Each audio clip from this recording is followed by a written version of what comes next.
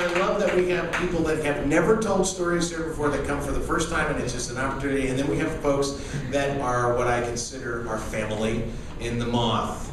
And here is a member of our family, of the Moth family in Chicago, Jim Painter. Come on, Painter!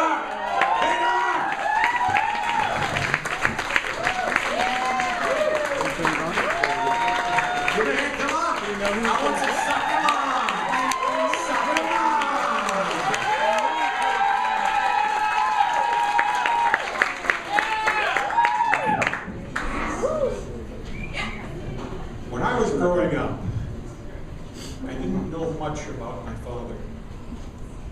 Now I knew my father. He lived with us, he was a presence. I didn't know about him.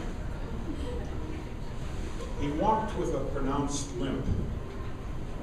The story was that he had polio as a youngster, but we never talked about it.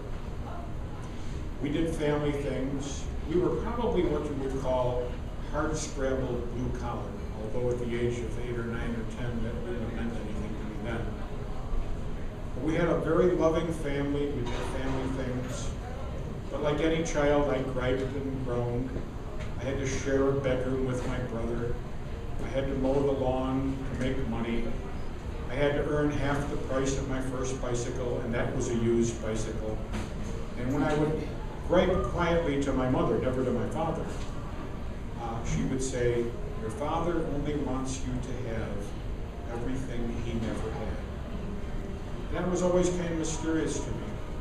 And then when I was 12 years old, a terrible, terrible thing happened. I was in a place where I didn't belong, wrong time, wrong place. And it was with my mother and my 21-year-old sister when the doctors came into a room and told us that my father had cancer and would only live another year. I wasn't supposed to be there. And I don't know what my mother and my sister thought about it, but we never talked about it after that. Never talked about it with my father. It was a tough year, and a year later he passed away. I went on with life, and I talked with my mother, and she told me that he was born, shortly after he was born, he contracted polio.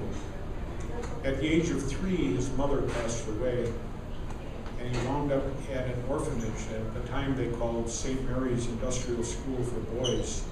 It's now Maryville Academy out in Des Plaines. He learned a trade.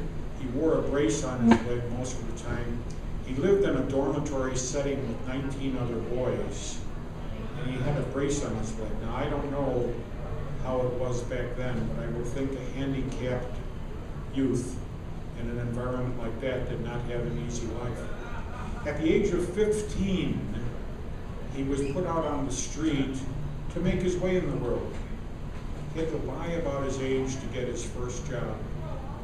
He married, he had children, he took us on vacations, we did family things together. Everything was family oriented. And I look back on it now. I went to college. I had to work my way through college. It took me 7 years. You're not dealing with a mental genius here. I graduated summa cum laude. Summa cum laude. But I made it.